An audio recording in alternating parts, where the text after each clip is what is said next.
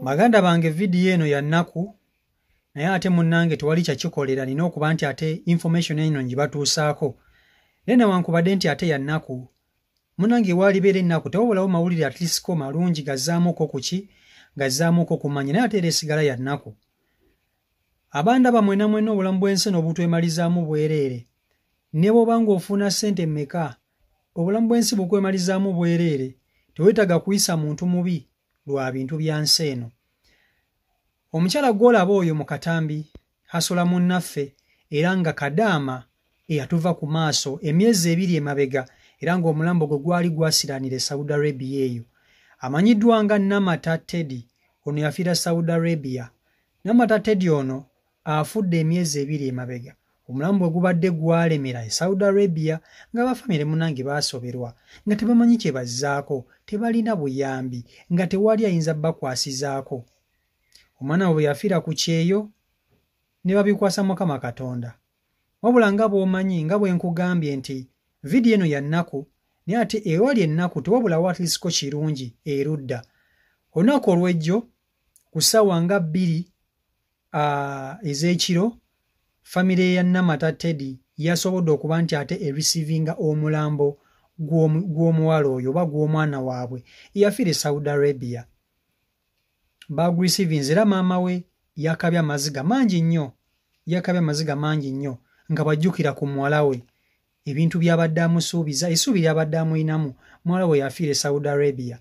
Kasooke nkutuuseko maama wa Namata Teddy ono then nkomewo nkwa information endala ku Namata Teddy ono yafa atya ki ekyamutta maama wa Namata Teddy oyo. Video gimpereka like etambule tuke ku buli muntu. Era lumaka nteererawo nangamba maama enjala kunyita bulabu n'ey'omutwalo gumpeereze gumu n'ekitundu naguseera nagumuheereza yangaluka muyangamba maama n'acura nagamba maama okubonaaba nasekufa naffe tuli babulungi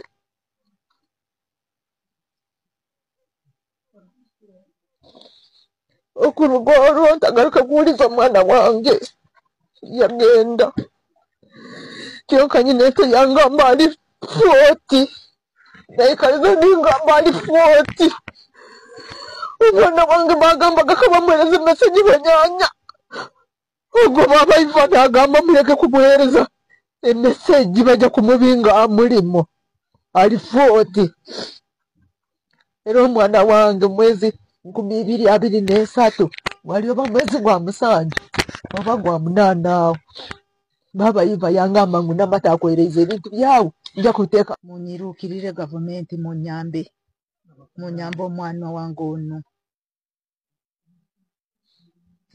tinyina kenyina. So yoyo maama wa Namata Teddy. Namata Teddy abadde awangalira mu bitundu bya Saudi Arabia era nga gye yagenda okukola nga kadaama. We yafiira ng'abadde yakamaliriza contract ye nga ey'emyaka ebiri agitadde ebbali wabula ye bwe yamaliriza contract ye Namata Teddy ono yasalawo okuba nti ate ayongerayo omwaka omulala gumu agukole bw'agumaliriza asobola okuba nti ate adda ewaka e Uganda asinkana abafamire ye.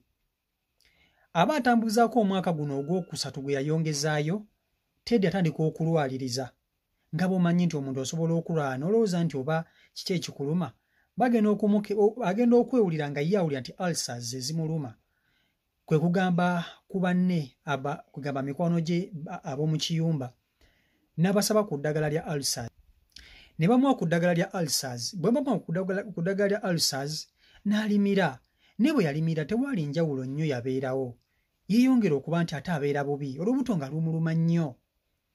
Teddy ono kwe kugamba boosi we namugamba nti boosi olubuto lunuma nnyo ne ulcers ezinnuma.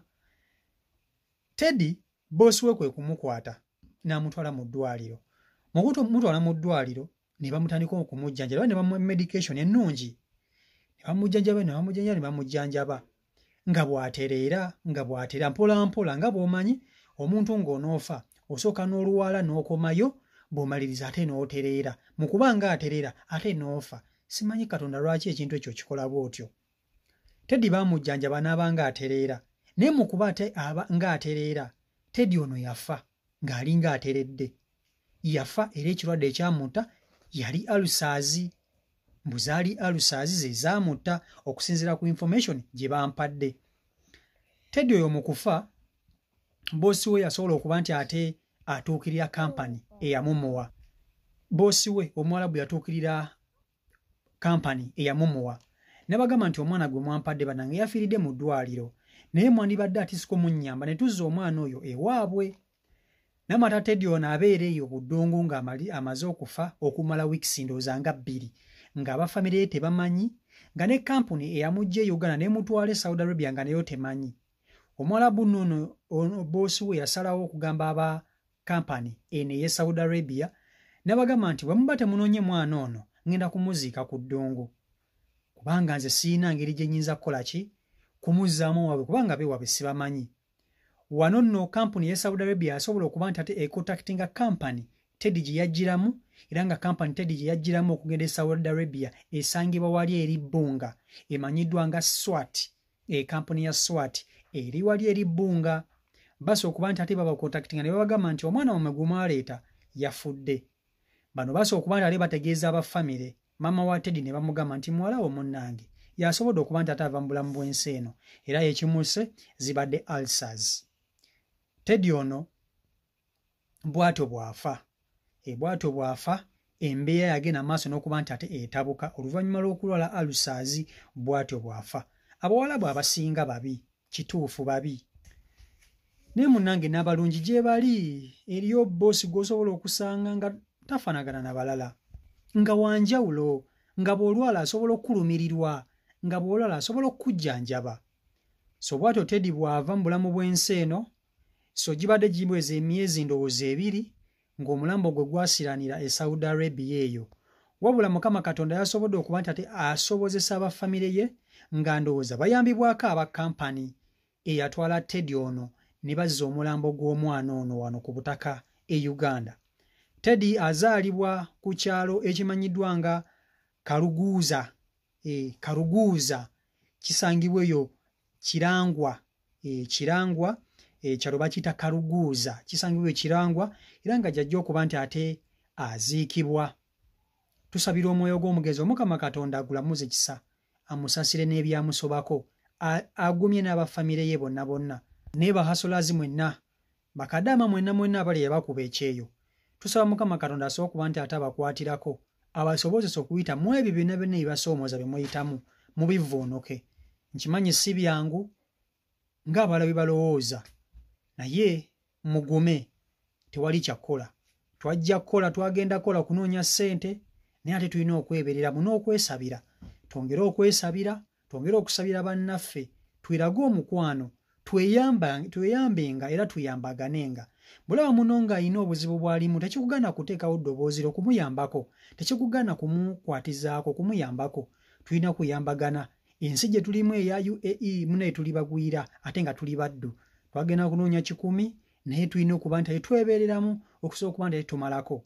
Mukama bakuyamba n'omalako emyaka gyo gye wasayininga n'oyagala okudda ng'oli mulamu weebaze Katonda yiso olugalo mu maaso okuba nti ate okomye wano ku butaka e Uganda. So Kadaama Teddy bw'atyo bwe yafudde oba bw'atyo bwe yafa naye nga inna illahi wa inna ilahi rajiun. Omukama Katonda mulamuze kisa. CEO Michael Uganda YouTube channel kwoli mbebaza nnyo mwenna abasubscribinga ku mukutu guno abalikinga abasharinga abakomentinga nti mukola omulimu gw'amaanyi nnyo. Mbebaza nnyo mwenna nga sisosodde. So byebyo ebiri ku side eyo mubeere bulungi mweraba.